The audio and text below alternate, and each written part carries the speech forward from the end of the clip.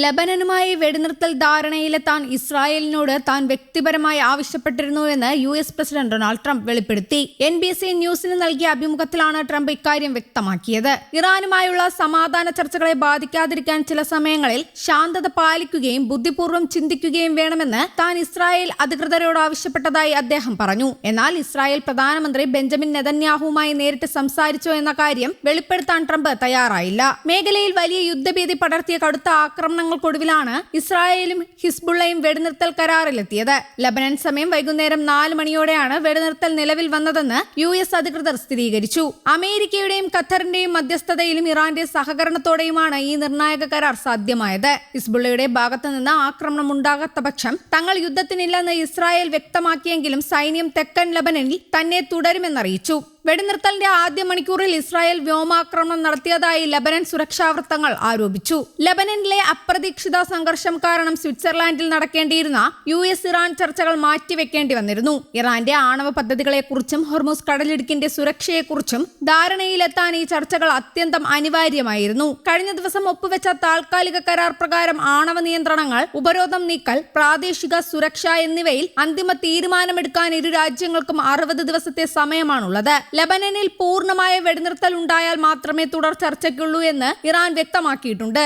അതേസമയം ഇറാനുമായി ഉണ്ടാക്കിയ താൽക്കാലിക കരാറിനെതിരെ US-ലെ റിപ്പബ്ലിക്കൻ പാർട്ടിയിൽ നിന്ന് തന്നെ ഉയർന്ന വിമർശനങ്ങൾക്ക് ട്രംപ് മറുപടി നൽകി. അമേരിക്ക ഇറാന് മുന്നിൽ കീഴടങ്ങി എന്നായിരുന്നു വിമർശകരുടെ വാദം. എന്നാൽ നിലവിലെ യുദ്ധ സാഹചര്യങ്ങൾ ഇറാന്റെ ശക്തി പൂർണ്ണമായും ചോർത്തിക്കളഞ്ഞതായി ട്രംപ് അവകാശപ്പെട്ടു. തങ്ങൾ നിരാശ കൊണ്ടല്ല ഇറാനുമായി ചർച്ചയ്ക്ക് പോയതെന്നും മറിച്ച് ഇറാൻ അത്രമേൽ തകർന്നു പോയതുകൊണ്ടാണ് അവർ ചർച്ചയ്ക്ക് തയ്യാറായതെന്നും ട്രംപ് കൂട്ടിച്ചേർത്തു. ഈ കരാറിലൂടെ ഇറാൻ വലിയ സാമ്പത്തിക നേട്ടം ഉണ്ടാക്കുമെന്ന വലതുപക്ഷ വാദങ്ങളെയും ട്രംപ് പൂർണ്ണമായും തള്ളിപ്പറഞ്ഞു. 60 ദിവസത്തെ ചർച്ചാ കാലാവധിയിൽ ഇറാൻ ഒരു സാമ്പത്തിക സഹായവും കൈപ്പറ്റില്ലെന്ന് അദ്ദേഹം വ്യക്തമാക്കി. അടുത്ത 60 ദിവസം നമ്മൾ നിരീക്ഷിക്കും, അവർക്ക് നയാ പൈസ കൊടുക്കില്ല എന്നായിരുന്നു ട്രംപിന്റെ പ്രതികരണം. യുദ്ധം ഇറാന്റെ സൈനിക ശക്തിയെ നാടകീയമായി ഇല്ലാതാക്കിയെന്നാണ് ട്രംപിന്റെ വാദം. ഇറാനിനി ഒരു വ്യോമസേനയോ നാവികസേനയോ പ്രതിരോധ സംവിധാനങ്ങളോ റഡാറുകളോ ഇല്ലെന്നും പ്രായോഗികമായി അവർക്ക് ഒന്നും തന്നെ ബാധിക്കില്ലെന്നും ട്രംപ് തന്റെ പോസ്റ്റിൽ കുറിച്ചു. ഇതിനൊപ്പം ഡെമോക്രാറ്റുകളെ രൂക്ഷമായ ഭാഷയിൽ പരിഹസിക്കാനും അദ്ദേഹം മറന്നില്ല.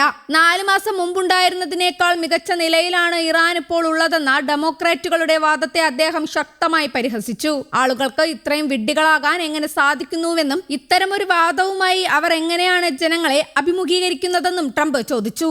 സംഘർഷത്തിന് ശേഷം അമേരിക്കയല്ല മറിച്ച് ഇറാനാണ് ചർച്ചകൾക്കായി തങ്ങളെ സമീപിച്ചതെന്നും US പ്രസിഡന്റ് കൂട്ടിച്ചേർത്തു. തങ്ങൾ യാതൊരുവിധ നിരാശയും പൂണ്ടല്ല അവരെ കണ്ടതെന്നും ഇറാനാണ് ആ നിരാശയിലായിരുന്നതെന്നും വ്യക്തമാക്കിയ ട്രംപ് അവർ പൂർണ്ണമായും തീർന്നുവെന്ന് പ്രഖ്യാപിച്ചുകൊണ്ട് നയതന്ത്ര നീക്കങ്ങൾക്കിടയിലും തന്റെ കടുത്ത നിലപാട് ആവർത്തിച്ചു. നിലവിലെ തീരുമാനങ്ങളുമായി അമേരിക്ക മുന്നോട്ട് പോകുമെന്നും ടെഹ്റാന് യാതൊരുവിധ സാമ്പത്തിക ഇളവുകളും നൽകില്ലെന്നും അദ്ദേഹം ഉറപ്പിച്ചു പറഞ്ഞു. നിശ്ചിത 60 ദിവസത്തെ സമയപരിധി തങ്ങൾ പൂർത്തിയാക്കുമെന്നും എന്നാൽ അവർക്ക് തങ്ങളിൽ നിന്ന് 10 സെന്റ് പോലും ലഭിക്കില്ലെന്നും ട്രംപ് വ്യക്തമാക്കി. News desk Kerala Kaumudi.